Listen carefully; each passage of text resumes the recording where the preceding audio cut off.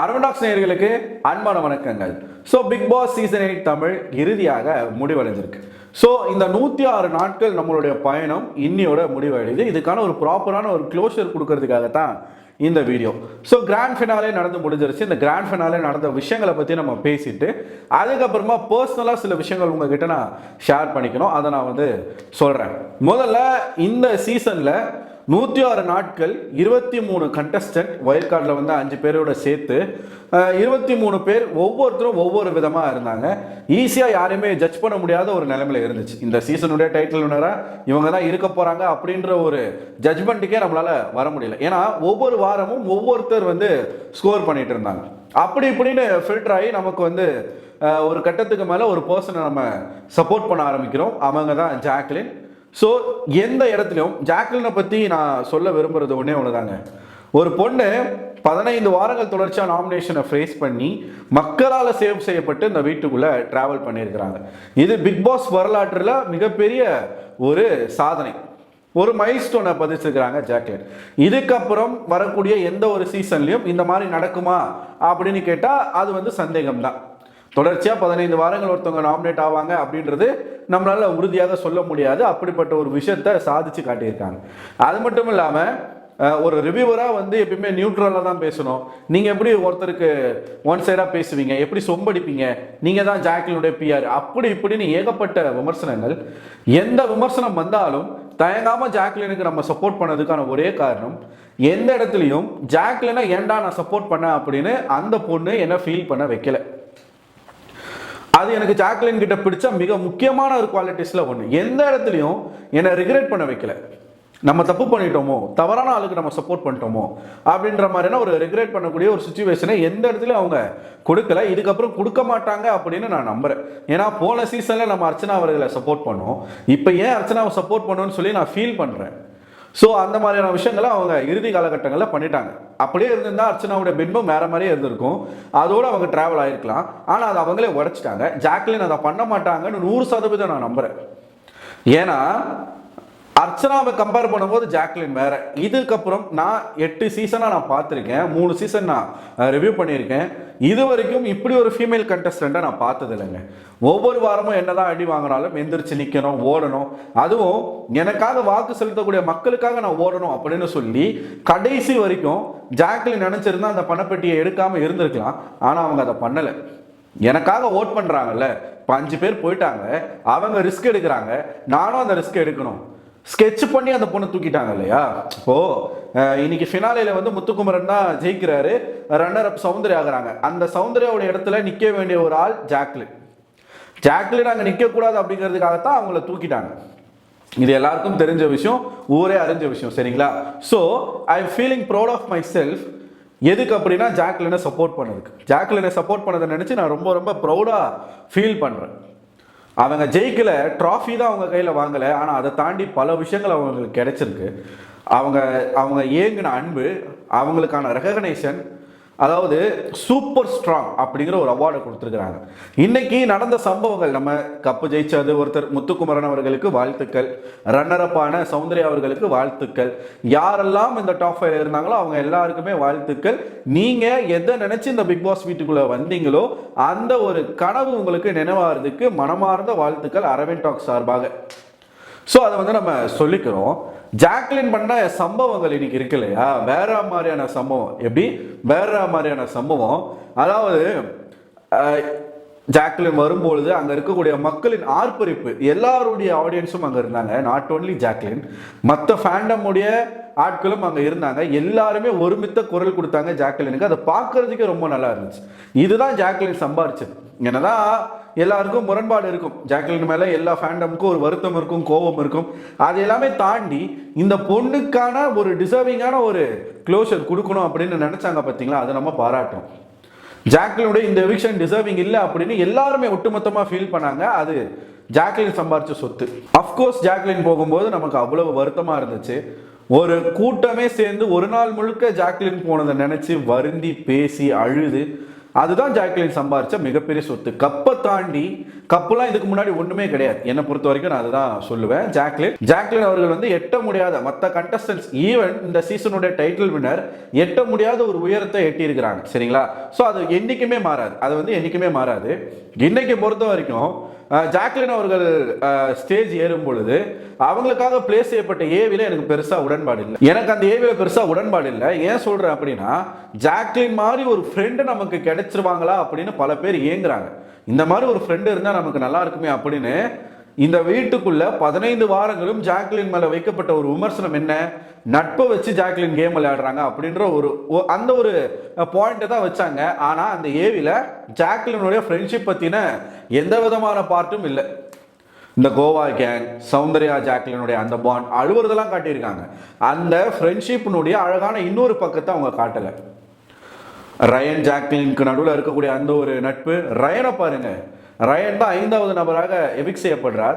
வெளியில வந்த உடனே ஜாக்லினை பார்த்துட்டு ஜாக்லினை வந்து அந்த ஒரு மாதிரி ரெமோ மாதிரி பண்ணுவார்ல, அதை பண்றாரு. ஸோ அந்த அளவுக்கு ஜாக்லின் என்ன பண்ணியிருக்கிறாங்க, அங்க நிறைய பேர் சம்பாதிச்சிருக்கிறாங்க. உண்மையான ஆட்களை அவங்க ஏர்ன் பண்ணியிருக்காங்க. ஸோ அந்த பார்ட் எல்லாமே மிஸ்ஸிங். மஞ்சரிக்கும் ஜாக்லினுக்கும் நடுவில் இருக்கக்கூடிய அந்த ஒரு நட்பு, தீபக் அவர்களுக்கும் ஜாக்லினுக்கும் நடுவில் இருந்த அந்த ஒரு அண்ணன் தங்கச்சி ஒரு விஷயமா இருக்கட்டும், இது எல்லாமே அந்த ஏவில காணும். நான் பெருசா நினைச்சேன், நல்லா தான் இருந்துச்சு ஏவி, பட் இன்னும் அது நல்லா இருந்திருக்கணும். ரொம்ப சுருக்கமாக முடிச்சிட்ட மாதிரி எனக்கு தோணுச்சு. அதில் எனக்கு உடன்பாடு இல்லை. ஆனால் அதை தாண்டி தலைவி வந்து வேற மாதிரியான ஒரு சம்பவத்தை பண்ணாங்க. அவார்டு கொடுக்குறாங்க. சரிங்களா? எல்லாருக்கும் ஒரு ஒரு அவார்டு கொடுத்தாங்க. அதில் வந்து ஆனந்திக்கு வந்து ஏதோ ஸ்ட்ராட்டஜிஸ் அப்படின்னு ஏதோ ஒன்று கொடுத்தாங்க. அண்டு நம்ம ரயனுக்கு அவருக்கு வந்து டாஸ்க் பீஸ்ட் அப்படின்ற ஒரு அவார்டை கொடுத்தாங்க. அட்டென்ஷன் சீக்கிங் அப்படின்ற ஒரு அவார்டை வந்து ராணுவுக்கு கொடுத்தாங்க. ராணுவை வச்சு செஞ்சார் இன்னைக்கு சேதுபதி, பயங்கரமாக வச்சு செஞ்சார். ஜாக்லினை கூப்பிடும்போது கூட ஜெஃப்ரியும் சத்யாவும் பங்கம் பண்ணார். எத்தனை பேர் பார்த்தீங்க? நிறைய விஷயங்கள் கட் பண்ணியிருக்காங்க, நான் சொல்கிறேன். ஸோ ஜாக்லினை கூப்பிட்டுடலாமா, என்ன ஜெஃப்ரி என்ன சத்யா கூப்பிட்டுடலாமா அப்படின்னு வந்து 2 பேரையும் வந்து கேட்டார். அதை நீங்கள் பார்த்துருப்பீங்க. ஏன் கேட்டார்? எவிக்ஷன் அன்னைக்கு அவனுக்கு பண்ண விஷயங்கள் தான். சரிங்களா? ஸோ இது ஒரு பக்கம் இருக்கும் பொழுது 5 பேருக்கு அவார்டு கொடுக்குறாங்க. ஒன்று ஆனந்தி அவர்களுக்கு, அப்புறமா ராணவ், ரயன், மஞ்சரி, இறுதியாக நம்ம ஜாக்லின் அவர்களுக்கு ஒரு அவார்டு கொடுக்குறாங்க. அதாவது அவார்டு கொடுக்கறதுக்கு முன்னாடி தான் சேதுபதி ஒரு விஷயத்த பண்ணுறாப்புல. ஜாக்லின், நீங்கள் வெளியில் போய் பார்த்தீங்கன்னா உங்களுக்கு வந்து ஒரு ஒரு அதிர்ச்சியான ஒரு விஷயம் இருக்குது, சிறப்பான ஒரு சம்பவம் இருக்குன்ற மாதிரி சொல்ல. யாரை பற்றி சொன்னாங்க? ஜெஃப்ரி அண்ட் சத்யாவை பற்றி தான் சொன்னாங்க. ஸோ அவனுங்க 2 பேரும் அங்கே வந்து ஐயோ அப்படின்ற மாதிரி ஒரு ரியாக்ஷனை கொடுக்க, ஜாக்லின் நான் பார்த்துட்டேன் சார், நான் வந்து பார்த்துட்டேன் அப்படின்னு சொல்லும் பொழுது சேதுபதி அவர்கள் கேட்குறாங்க, பார்த்துட்டீங்களா, என்ன பார்த்தீங்க அப்படின்னு கேட்குறாங்க. ஜாக்லின் கரெக்டாக சொல்லிட்டாங்க. சூப்பராக ஒரு விஷயத்த சொன்னாங்க. அதாவது இதை விட ஒரு செருப்படி வந்து அவங்களுக்கு கிடைச்சிருக்காது. தூரமாக இருந்து அடிக்கிறது வேற, கிட்ட இருந்து அடித்தா எப்படி இருக்கும்ன்றதை நான் பார்த்துட்டேன். யாரை சொல்கிறாங்க? ஜெஃப்ரியை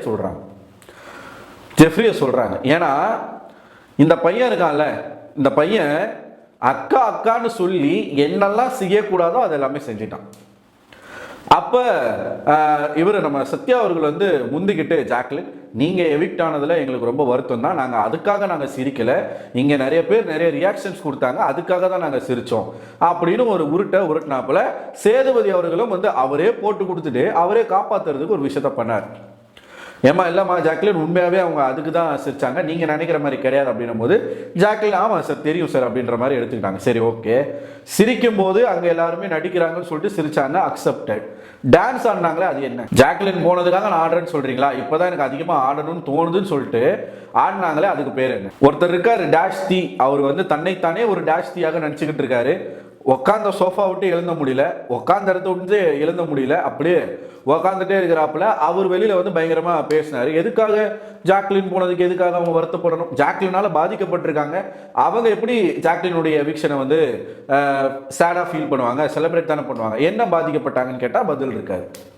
அதாவது நம்ம ஒரு கேள்வி கேட்போம், அந்த கேள்விக்கான பதில் இல்லாம நம்ம கமல் சார் பேசுவார் பாருங்க, சுத்தி வளைச்சி எங்கெங்கயோ போய் கடைசி வரைக்கும் கேள்விக்கும் பதில் வராது, பேசுறதும் புரியாது, அந்த மாதிரி பேசிக்கிட்டு இருப்பார்.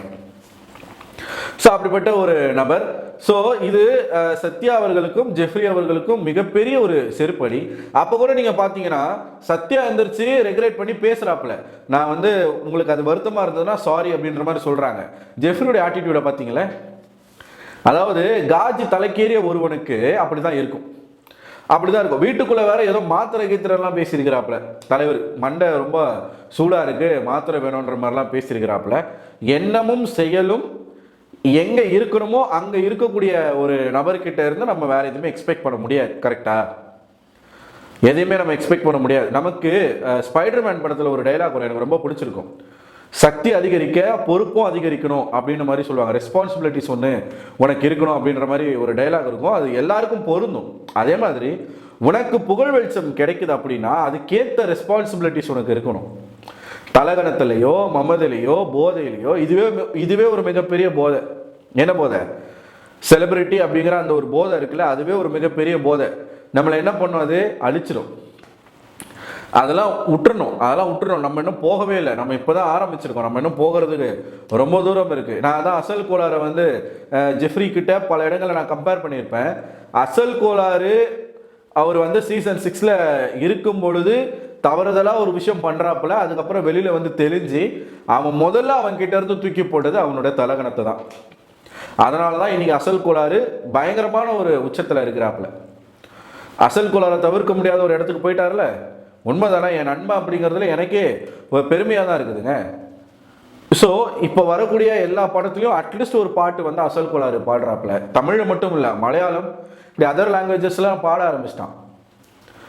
ஸோ நீங்களும் சிங்கர் அப்படிங்கிற ஒரு பேக்ரவுண்டில் தான் வந்தீங்க. உங்களுக்கு இந்த அளவுக்கு ஹைட் வருமா? ஏன்னா நிக்சன் உங்களை மாதிரியே நிக்சன் இருந்ததுன்னா ஆள் அட்ரஸ் இல்லாமல் போயிட்டாரு. அதனால் கொஞ்சம் அடக்கி வாசிங்க தம்பி. இருக்கிறதே அங்கே வந்து 2 கிலோ எலும்பும் 4 மீட்டர் தோலும் தான். கொஞ்சம் அடக்குங்க. ரொம்ப ஆடுறீங்க, அதை கொஞ்சம் அடக்கிக்கோங்க. ஸோ ஜாக்லின் அந்த இடத்துல பண்ண அந்த சம்பவம் இருக்குல்ல, வேற லெவல் சம்பவம். எல்லாருக்குமே ஈவன் டைட்டில் வினருக்குமே ஒரு கப்பு தான், ஒரு ட்ராஃபி தான். ஜாக்லின் கிட்ட 2 ட்ராஃபி. ஒன்று அவங்க உடைக்காம போன அந்த ஒரு ட்ராஃபி, இன்னொன்று அதாவது சூப்பர் ஸ்ட்ராங் அப்படிங்கிற ஒரு அவார்டு கொடுக்குறாங்க ஜாக்லினுக்கு. எப்பயுமே இந்த பிக் பாஸ் டீம், இந்த குரூ இருக்கு இல்லையா, அந்த 400 பேர் ஒர்க் பண்ணுறாங்களா, அந்த 400 பேர் விருப்பப்பட்டு ஒரு அவார்டை வந்து 5 பேர் கொடுத்துருக்குறாங்க. அதில் தான் ஜாக்லினுக்கு சூப்பர் ஸ்ட்ராங். ஏன்னா ஜாக்லின் எப்பயுமே அவங்க கேட்கணும்னு நினச்ச ஒரு வார்த்தை என்ன அப்படின்னா, நீ சூப்பர். யாராச்சும் நம்மளை சூப்பர்னு சொல்ல மாட்டாங்களா? நல்லா தான் இருக்குது ஓகே அப்படின்ற ஒரு மிடில் பெஞ்ச் ஸ்டூடெண்ட் மாதிரியே நான் இருக்கேன், சூப்பர் அப்படிங்கிற ஒரு விஷயத்தை நான் நோக்கி போகணும் அப்படிங்கிறதுக்காக தான் நான் பிக் பாஸ் வரேன்னு ஜாக்லின் சொல்லியிருப்பாங்க. ஆனால் அவங்களுக்கு கிடைத்த இந்த அங்கீகாரம் என்ன தெரியுமில்ல, சூப்பர் ஸ்ட்ராங். ஸோ அதாங்க ஜாக்லின் ஒரு அழியாத ஒரு நீங்காத ஒரு இடத்த இந்த பிக் பாஸ் வரலாற்றில் பிடிச்சிருக்காங்க. அது வந்து ரொம்பவே பெருமைக்குரிய விஷயம். அண்ட் நான் முன்னாடியே சொன்ன மாதிரி ஜாக்லினே சப்போர்ட் பண்ணதில் நான் ரொம்ப ப்ரௌடாக ஃபீல் பண்ணுறேன். எந்த இடத்துலையும் ரெக்ரெட் பண்ண வைக்கல, என்ன எந்த இடத்துலையும் நம்ம ஐயோ அப்படின்ற மாதிரி அவங்க ஃபீல் பண்ண வைக்கல. அவங்களோட 100% எஃபர்ட்டை வந்து இந்த கேமுக்காக அவங்க போட்டிருக்காங்க. அதுக்கான ஒரு உச்சத்துக்கு அவங்க போயிருக்காங்க அப்படிங்கிறது தான் உண்மை. இன்னும் இருக்குது, நிறைய இருக்குது. நம்ம நடக்கும்போது பார்ப்போம், பேசுவோம், சரிங்களா? So Bigg Boss season 8 Tamil முடிந்தது. பிக் பாஸ் சீசன் 8 தமிழை பற்றின நம்மளோட ரிவ்யூவும் முடிந்தது. ஸோ என்னை பற்றி நான் ஒரு விஷயம் தான் சொல்லணும். இதுக்கு முன்னாடி ஒரு சேனலில் நான் ரிவ்யூ பண்ணேன், பல இடங்களில் நான் சொல்லியிருக்கேன். அதில் எனக்கு மக்களுடைய ஆதரவு அப்படிங்கிறது நல்லாவே இருந்துச்சு. ஒன்றுமே தெரியாமல் தான் நான் வந்தேன். அதாவது ரிவ்யூ அப்படிங்கிற ஒரு போர்ஷனுக்கும் எனக்கு சம்மந்தமே கிடையாது. நான் யூடியூப்குள்ளே வந்ததே வேற ஒரு ஜானரில் தான் வந்தேன். ஸோ அதை தாண்டி இதை பண்ணு அப்படின்னு வந்து எனக்கு ஒருத்தர் ஊக்கமளிக்க அப்புறம் தான் நான் வரேன். வந்து பண்ண ஆரம்பிக்கிறேன், பழகுது. அந்த பழக்கம் வந்து ஒரு நல்ல எக்ஸ்பீரியன்ஸாக மாறுது. அந்த எக்ஸ்பீரியன்ஸை அடுத்த சீசனில் நான் போடுறேன். அது இன்னும் எனக்கு ஒரு எக்ஸ்பீரியன்ஸை கொடுக்குது. அதுக்கப்புறமா ஒரு சின்ன ஒரு விஷயம் நடந்த அந்த சேனல்லேருந்து நம்ம வெளியில் வரோம். என்னடா பண்ணுறதுன்னு யோசிக்கும் போது எதுக்காக தயங்கணும்? இப்போ யூடியூப் அப்படிங்கிறது வந்து ஒரு ஓப்பன் மீடியா, அது வந்து ஒரு ஓப்பன் பிளாட்ஃபார்ம். யாருக்கு வேணாலும் யூடியூப் கை கொடுக்கும். நம்ம ஏன் தயங்கணும் அப்படின்னு சொல்லிட்டு ஒரு சேனல் நானே ஆரம்பித்து இந்த சீசன் தான் நான் புதுசாக பண்ணுறேன். ஸோ பண்ணும் பொழுது ஒரு தயக்கம் எனக்குள்ளே இருந்துச்சு. நம்ம போன சீசன் நம்ம ஒரு சேனலுடைய ஒரு பின்பம் இருந்துச்சு, வெற்றி மீடியா அப்படிங்கிற ஒரு சேனல். அந்த சேனல் வந்து கொஞ்சம் ஃபெமிலியரான ஒரு சேனல். அதில் நம்ம பண்ணி நமக்கான ஒரு பேரை நம்ம எடுத்தோம். தனியாக வந்து நம்ம ஒரு விஷயத்தை பண்ணும் பொழுது நம்மளை வந்து மக்கள் அங்கீகரிப்பாங்களா? தெரிஞ்சுப்பாங்களா, ரெகனைஸ் பண்ணுவாங்களா அப்படின்ற ஒரு ஒரு தயக்கம் எனக்குள்ள இருந்துச்சு. அந்த தயக்கத்தோடு தான் நான் ஆரம்பித்தேன். ஆனால் நான் எதை நம்பினேன் அப்படின்னா, நான் என்ன நம்பினேன், 2 சீசனாகவும் நான் என்னுடைய ரிவ்யூ வந்து நேர்மையாக கொடுத்துருக்கேன். அந்த நேர்மையை நான் நம்பினேன். ஏன்னா அந்த ஒரு பெயர் தான் மக்கள் மத்தியில் எனக்கு கிடைச்ச ஒரு மிகப்பெரிய அங்கீகாரமாக இருந்துச்சு. என்னை பார்க்கக்கூடியவர்கள், என்னுடைய ரிவ்யூஸை பார்க்கக்கூடியவர்கள் எல்லாருமே சொல்லக்கூடிய ஒரு விஷயம், உங்களோட ரிவ்யூ நேர்மையாக இருக்குது. ஷோ பார்க்குறேன்னு இல்லையோ உங்கள் ரிவ்யூ நான் பார்த்துருவேன். ஏன்னா எனக்கு ஷோ பார்க்குறதுக்கு எனக்கு பிடிக்கல. உங்கள் ரிவ்யூ பார்த்தாலே எனக்கு என்ன நடந்துச்சு அப்படிங்கிறது எனக்கு கிளியராக தெரிஞ்சிடும். ஏன்னா நம்ம வீடியோஸ்லாம் நீங்கள் பார்த்தீங்கன்னா மற்றவங்க போடுற மாதிரி 8 நிமிஷம் 4 நிமிஷம் 5 நிமிஷம் இருக்காது. ஒரு இன்சிடென்ட் எடுத்து பேசுகிறோம்னா அதனுடைய டீப் போய் நம்ம டச் பண்ணிட்டு வருவோம்.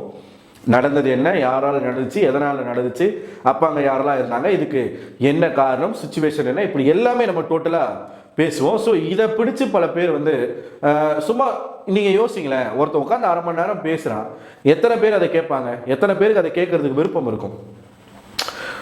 ஒன்றுமே இல்லை, சும்மா உட்காந்து பேசிக்கிட்டு இருக்கான். ஒரு ஃபோட்டோஸ் இல்லை, ஒரு வீடியோஸ் இல்லை, பேக்ரவுண்ட் மியூசிக் கிடையாது. இப்போ யூடியூப்லாம் அப்படி தானே போகுது, ஒரு ஃபன் டோன் அந்த மாதிரி எதுவுமே இல்லை. சும்மா எதுவுமே இல்லாமல் ஒரு ஃபுல் லென்த்துக்கு ஒரு 15 மினிட்ஸ் 20 மினிட்ஸ் அதிகபட்சமாக 1/2 மணி நேரத்துக்கு ஒருத்தன் வீடியோ போடுறான் அப்படின்னா அதை எத்தனை பேர் பார்ப்பாங்க? ஆனால் நான் பேசுகிறத மக்கள் பார்த்தாங்க, அதுக்கான ஒரு அங்கீகாரத்தை கொடுத்தாங்க. நான் புது சேனல் ஆரம்பிச்சிருந்தாலும் என்னை சப்போர்ட் பண்ணாங்க. இந்த 106 நாட்கள் எனக்காகவே வந்து நிறைய பேர் வந்து ஹெல்ப் பண்ணியிருக்காங்க. அதில் பல பேருக்கு நான் வந்து தேங்க்ஸ் சொல்லணும். ஆஸ் யூஷுவல் நான் வந்து சீசன் 6 இருந்து என் கூட டச்சிலேயே இருக்கிற ஒருத்தர் பெருமாள் அப்படிங்கிற ஒரு நண்பர் இப்போ வரைக்குமே என்கிட்ட பேசிகிட்டு இருக்காரு. நிறையா இடங்களில் என் வீடியோஸை ஷேர் பண்ணுறது வந்து எல்லாமே பண்ணியிருக்காரு. இன்னொன்று, ஜாக்லினை சப்போர்ட் பண்ண இந்த ஒரு சீசனில் நான் பெருசாக ஸ்பேஸ்லலாம் கலந்துக்க மாட்டேன், பேச மாட்டேன். நீங்கள் வாங்க ஸ்பேஸில் பேசுங்க, உங்களுடைய கருத்து எங்களுக்கு ரொம்ப முக்கியம் அப்படின்னு சொல்லி ராகினி அப்படிங்கிற ஒரு சிஸ்டர் தான் நம்மளை முதல்ல ஸ்பேஸுக்கு இன்வைட் பண்ணாங்க. ஸோ அதில் போய் நான் பேசி அதில் இருக்கக்கூடிய ஆட்களுடைய அறிமுகம் கிடைச்சது. ஸோ இந்த மாதிரி நிறைய விஷயங்களை நான் வந்து லேர்ன் பண்ணியிருக்கேன். என்னை சப்போர்ட் பண்ணியிருக்காங்க. மறுபடியும் வெற்றி மீடியா அரவிந்த் அப்படிங்கிற அந்த பேர் மறைஞ்சு போய் அரவிந்த் டாக்ஸ் அரவிந்த் அப்படிங்கிற ஒரு பேரை வந்து எனக்கு கொடுத்துருக்குறாங்க. முழுக்க என்னை ஆதரித்த இந்த 106 நாட்கள் என்னுடைய அறுவையை பார்த்து சகிச்சுக்கிட்டு எனக்கான ஆதரவை கொடுத்த உங்கள் அனைவருக்கும் நெஞ்சார்ந்த நன்றிகள். ரொம்ப சந்தோஷமாக இருக்குது. இந்த ஒரு பயணம் ஒரு நீண்ட பயணமாக இருந்தாலும் ரொம்ப டக்குன்னு அது முடிஞ்சிருச்சு. ஸோ இதோட நின்றுமான்னு கேட்டால் கிடையாதுங்க, இதோட நின்றுமான்னு கேட்டால் கிடையவே கிடையாது. ஸோ நம்மளுடைய ஒரு ஏமே, நானும் மீடியாவில் ஒரு உதாரணத்துக்கு ஒரு முத்துக்குமரன் மாதிரி வரணும் அப்படிங்கிறது தான் நம்மளுடைய ஆசை, சரிங்களா? ஸோ முத்துக்குமரன் கீழே இருந்து, ஏன்னா அவர் ஒரு யூடியூப்ல இருந்து போனதுனால நான் முத்துக்குமரனை உதாரணமாக காட்டுறேன். ஆக்சுவலாக ஒன்றுமே இல்லாமல், எந்த விதமான உதவியும் இல்லாமல், ரெஃபரன்ஸ் எதுவுமே இல்லாமல் சொந்த முயற்சியில் முன்னுக்கு வரணும் அப்படின்னு ஆசைப்பட்டதில் பல பேர் அங்கே இன்னைக்கு எழுந்து நின்றுருக்காங்க. உதாரணத்துக்கு நம்ம ஜாக்லின், முத்துக்குமரன், மஞ்சரி அவர்கள், பவித்ரா, தர்ஷிகா, அன்ஷிதா. ஸோ அந்த மாதிரி ஒரு பர்சனாக இந்த அரவிந்தும் வரணும் அப்படிங்கிற ஒரு ஆசை மட்டும்தான். ஸோ அந்த ஒரு நம்பிக்கையில் தான் யூடியூப்பில் ஒரு மிகப்பெரிய பயணம், இது ரேஸ், மிகப்பெரிய ரேஸ், கோடிக்கணக்கான ஆட்கள் ஓடக்கூடிய ரேஸில் நானும் ஓடிக்கிட்டு இருக்கேன். அதில் எனக்கு ஒரு சின்னதாக ஒரு அப்ரிசியேஷன் கொடுத்த, சின்னதாக 20,000 சப்ஸ்கிரைபர்ஸ் அப்படிங்கிறது வந்து நான் நினச்சி கூட பார்க்கல. ஒரு சீசனில் நான் 3 மாதத்தில் நான் எடுப்பேன்னு சொல்லி நான் நினைக்கவே இல்லை. ஸோ மிகப்பெரிய ஒரு சந்தோஷம், மகிழ்ச்சி, உங்கள் எல்லாருக்கும் நன்றியை தெரிவிச்சுக்கிறேன். அடுத்து ஸோ 8 சீசன் முடிஞ்சிருக்கு. அடுத்ததாக வரப்போகிறது என்ன அப்படின்னு பார்த்தீங்கன்னா, Bigg Boss season ultimate. So கூடிய விரைவில் வந்து அதை ஆரம்பிச்சிருவாங்க. ஸோ சீசன் அல்டிமேட் 1 வந்து சீக்கிரமாகவே ஆரம்பிச்சிருந்தாங்க. 4 சீசன் முடிஞ்சிருச்சு அப்படின்னா ஒரு சீசன் வந்து அல்டிமேட் வைப்பாங்க. இப்போது 5, 6, 7, 8 சீசன், மீண்டும் ஒரு 4 சீசன் வந்து முடிஞ்சிருக்கு. அடுத்ததாக பிக் பாஸ் அல்டிமேட் தான் வரப்போகுது அப்படிங்கிறத இன்னைக்கு ஷோ முடிவில் கூட ஒரு இன்டிமேட்டாக கொடுத்துருந்தாங்க. அதில் உங்களை வந்து நான் கண்டிப்பாக சந்திக்கிறேன். பிக் பாஸில், அடுத்த பிக் பாஸில் அதில் வந்து நான் உங்களை சந்திக்கிறேன். அதுக்கப்புறம் நடுவில் இப்போ நம்ம நிறைய விஷயங்கள் பண்ண போகிறோம், நிறையா விலாகெல்லாம் பண்ணலாம் அப்படிங்கிற ஒரு விருப்பத்தில் இருக்கேன். ஸோ அதையும் பாருங்கள், சப்போர்ட் பண்ணுங்கள். பிக் பாஸை மட்டுமே பார்த்துக்கிட்டு இருந்த உங்களுக்கு இன்னும் புதுமையான என்னை பற்றின சில விஷயங்கள் நான் சொல்லணும் ஆசைப்பட்றேன். அதுக்கான உங்கள் ஆதரவை நீங்கள் தாராளமாக கொடுக்கணும், கண்டிப்பாக கொடுக்கணும் அப்படின்னு நான் கேட்டுக்கிறேன். உரிமையோடு உங்ககிட்ட நான் கேட்குறேன். And once again thank you so much. இந்த பிக் பாஸ் சீசன் 8 பயணம் இனி இதே முடிவடைகிறது. ஸோ இந்த ஒரு 106 நாட்கள் நான் யாரையாச்சும் ஹர்ட் பண்ணியிருந்தாலோ, கடுமையாக பேசியிருந்தாலோ, ஏன்னா ஒவ்வொரு மனுஷனுக்கும் ஒவ்வொரு டிஃப்ரெண்ட் ஆஃப் ஒப்பீனியன் இருக்கும், எனக்கும் ஒரு டிஃப்ரெண்ட் ஆஃப் ஒப்பீனியன் இருக்கும். அது வந்து சில பேர் நான் ஒரு பர்டிகுலர் பர்சனுக்கு நான் ஆதரிக்கிறேன், சப்போர்ட் பண்ணுறேன் அப்படின்னும் போது நிச்சயமாக என் மேலே எதிர் விமர்சனங்கள் வரும், எதிர் கருத்துக்கள் வரும். அதுக்கும் நான் சில இடங்களில் நான் ரியாக்ட் பண்ணியிருப்பேன். அப்படி நான் ரியாக்ட் பண்ணி யாரையாச்சும் புண்படுத்தியிருந்தேன், என்னை மன்னிச்சிருங்க. மனசார நான் மன்னிப்பு கேட்டுக்கிறேன். அடுத்த சீசனை புது பொலிவுடன், புது வே ஆஃப் ஸ்பீச்சில் என்ன பெருசாக மாற்றுறதுன்னு எனக்கு தெரில. இந்த பேக்ரவுண்ட், இந்த செட்டிங் எல்லாமே மாறும். புதுசாக அவங்கள வந்து நான் சந்திக்கிறேன். ஸோ அதுவரை உங்களிடமிருந்து விடைபெறுவது நான் அரவிந்தன்.